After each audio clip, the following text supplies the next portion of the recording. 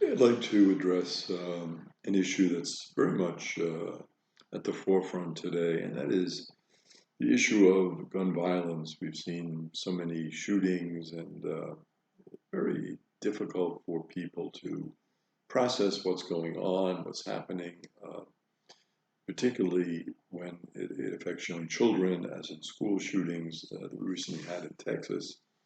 Uh, these are things that people want to take a look at and say, well, gee, what can we do? One historical precedent that might be helpful for us to look at is the National Firearms Act that was enacted in 1934 under the Roosevelt administration. What they were dealing with at that time was an outbreak of crime that was happening across many cities. There were a lot of gangsters. There were a lot of really high-profile cases that caused concern among the Congress and among people in the country. Particularly upsetting to people was one of the weapons that was being used.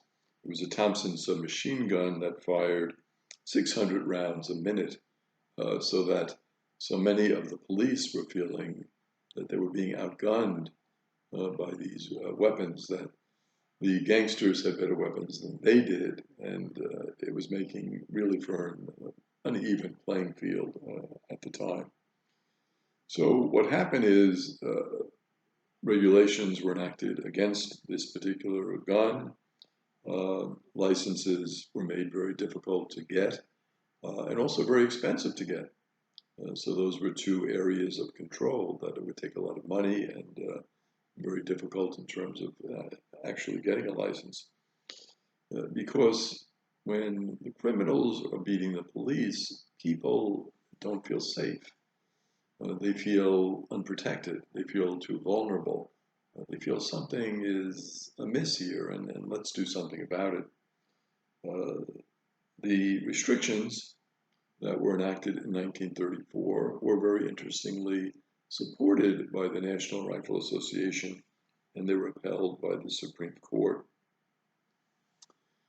Now, when you look at that situation in 1934 and you make an analogy to our situation today, you could pose the question, are these weapons that are being used, these automatic weapons, these AR-15s, are they analogous in some way to these machine guns that were limited in the 1934 law? Would it be wise for us to restrict some of these particular weapons? Would it make our people feel better, safer, if there were some restrictions? And of course, the difficulty here is that you don't have the same atmosphere today that you had in 1934. You don't anticipate, at least, I mean, there could be changes in this, but you don't anticipate the NRA backing proposals to limit these high capacity automatic weapons that fire so many rounds and do so much damage to people. And you wonder, would the Supreme Court uphold such restrictions? Although, when one looks carefully at the Heller decision, there were arguments that were made in the opinion by Justice Scalia that it could be in the interest of the government to regulate certain weapons and to keep certain weapons out of the hands of certain people in terms of background checks. So there does seem to be some room there where the Supreme Court could act in upholding certain restrictions that might be enacted. So it really comes down to, again, the political will. What will happen? Will the Congress, will they pursue certain more restrictions to promote a safer environment for people? And really, you have to ask the question, well, what will help me as an individual citizen to feel safer? What will help me when I go into public spaces? And those are issues that we have to kind of debate and discuss and say, well, what can be done? Some of the issues that are related to that in terms of what can be done certainly are mental health concerns. And really what is being talked about is offering better mental health services to people, and also looking at those who have mental health issues and saying, well, maybe there are ways we can intervene to take guns away from them, what they call the red flag laws, or to keep guns out of their hands in some way. We often hear many times that the best way to stop a bad guy with a gun is another good guy with a gun. And there's a certain logic there, and certainly it has happened that people have been stopped by the use of weapons. That's certainly has got to be in the mix. But when you think about it, in terms of, the bad guys getting the guns, are there some ways that we can restrict and limit them from having the guns in the first place? Sometimes people say, well, it's just impossible, they're going to get the guns. But let's look at, well, how do they get the guns? How do they acquire them? And is there some way we can stop that process? Many times people say, well, it's a black market, it's, so there's going to be no criminal background check. Obviously, in that situation, people are just going to buy guns who are entitled to buy them and then sell them illegally.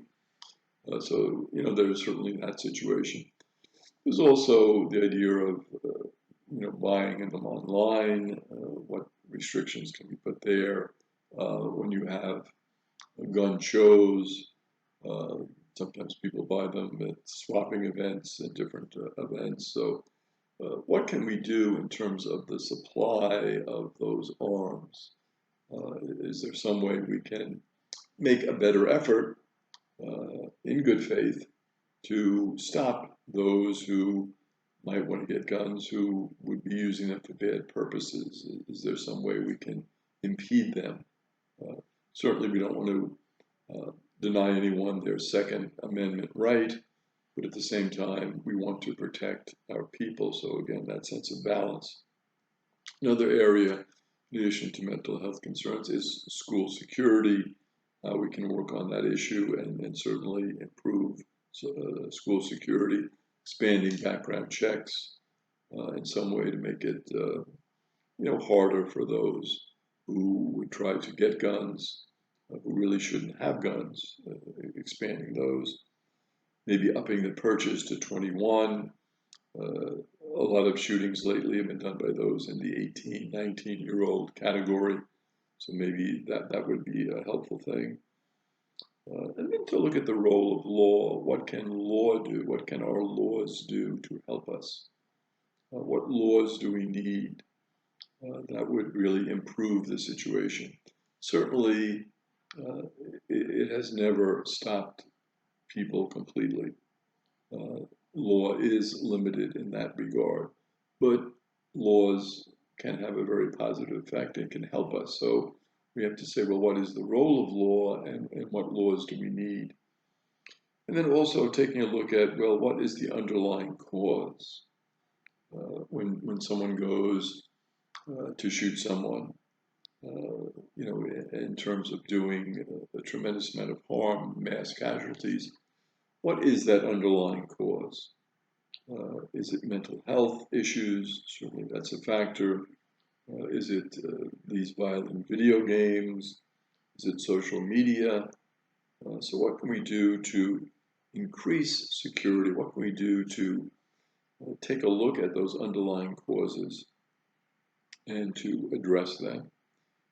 So what is needed and what is recommended is a multi-pronged approach of certainly strengthening our laws, looking at the underlying causes, taking a look at school security in terms of school shootings, all of these coming together to create a real safer environment and a move away from violence, a move away from shooting, to really create something for our people that is much better, that is much safer. And certainly that is a very worthy effort, a very important effort for us all to be involved with.